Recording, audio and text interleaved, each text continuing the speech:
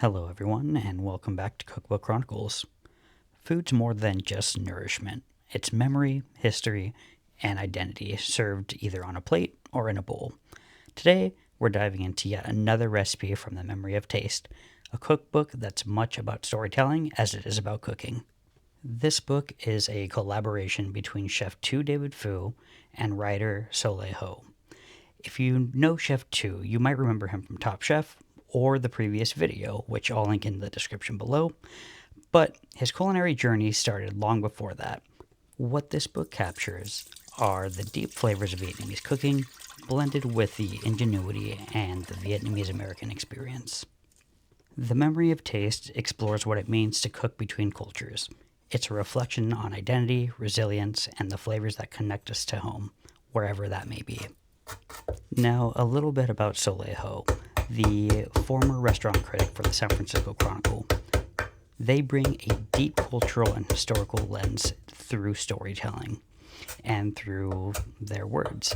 We get a powerful look at the immigrant experience and how food can be both a link to the past and a way to create something new.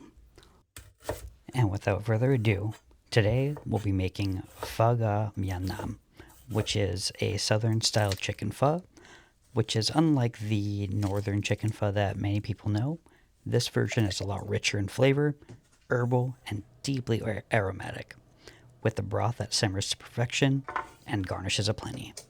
It's a dish that tells a story, and that story is of comfort, tradition, and adaptation. As you've been watching, I started off with some chicken stock that I had in my freezer. However, I wanted to flavor it with the appropriate seasonings and aromatics so that it became a lot more rich and it had that depth of flavor that we're looking for. So, right now we are toasting some spices. Those spices are peppercorns, fennel seeds, star anise, and cinnamon. If you have some cloves, go ahead and toast those as well. You only need about 2 or 3. And you'll also be roasting turmeric, ginger, garlic, and onions. One tip that Chef Tu mentions is brining the chicken for roughly 30 minutes, which is a technique that his mother uses when making this dish. So I had the chicken soaking in water with a little bit of salt.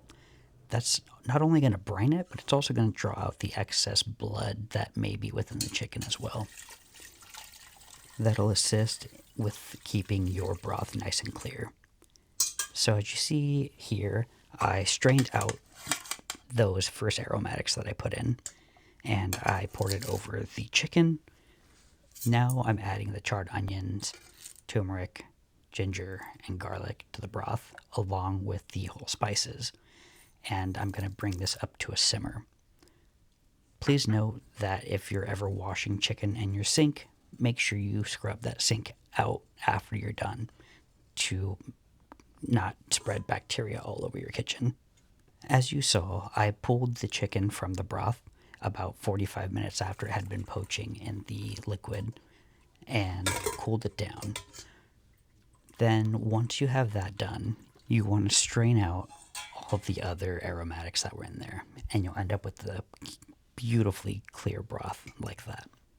Now that you have that clear broth, you're going to season it a little bit more with fish sauce, sugar, salt, and MSG. Stir it and bring it back up to a simmer. While your broth comes back up to a simmer, break down your chicken, removing the breasts and the thighs and the legs. The wingtips and the thighs you want to put back into the broth and simmer those for about 45 minutes. And while that's doing its thing, we're going to make yet another table sauce, Nhok Mam Gong, which is a ginger fish sauce. And to make that, you want first lemon juice, fish sauce, sugar, Thai chilies, garlic, and I kind of screwed up. I was supposed to mash the ginger, the chilies, and the garlic beforehand and then add the lemon juice, but I added the lemon juice, so, you want to mortar that all up before you actually put the lemon juice in, And then you have your delicious, amazing ginger fish sauce. By the time you're done making the sauce, your stock should be completely finished and the thighs should be completely cooked through. So with that done, let's prepare to shred the meat. Remove the skin from the thighs, the wings, and the little drumettes.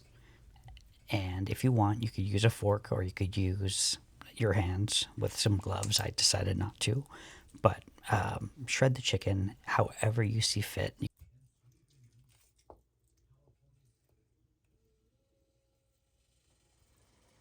Then remove the chicken breast from the refrigerator, and you're going to slice this up, trying to keep the skin intact.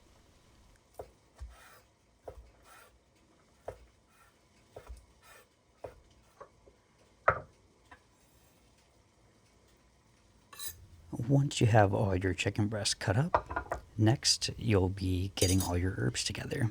So what I used here are limes, jalapeno, thinly sliced yellow onion, cilantro, Thai basil, and some mung beans. Get that on a plate and set it to the side. And finally, cook your rice noodles.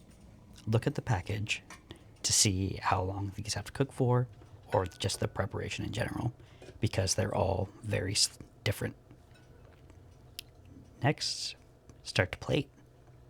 Put your rice noodles down first, your chicken breast, your shredded chicken thighs, then all the garnishes. The more, the merrier, because Southern Vietnamese pho is all about those fresh, vibrant garnishes. For a extra punch of flavor, feel free to serve it with a side of hoisin sauce and maybe some sriracha or some chili sauce for a little bit extra flavor and an extra little punch. Then finally, that beautiful, aromatic, delicious broth.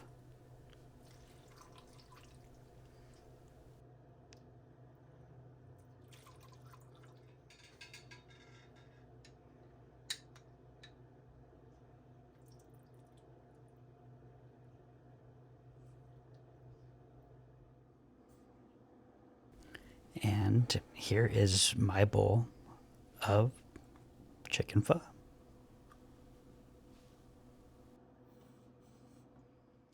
All right, so we have our pho gà. Delicious, smells incredible. Got all the little fixins in here: mung beans, cilantro, scallions, jalapeno, the beautifully poached chicken, the fish sauce, condiment. I mean, everything just looks fabulous. Smells phenomenal. So, gonna try this out.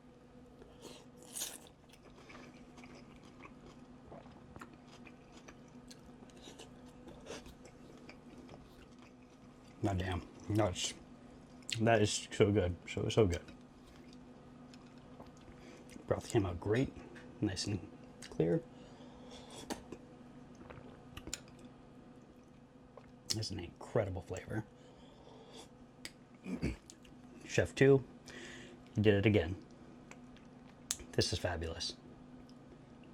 I'm just going to stop talking so I can...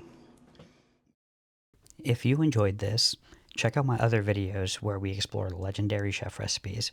Don't forget to like, subscribe, and let me know what cookbook recipe you would love to see me cover next. See you next time on Cookbook Chronicles.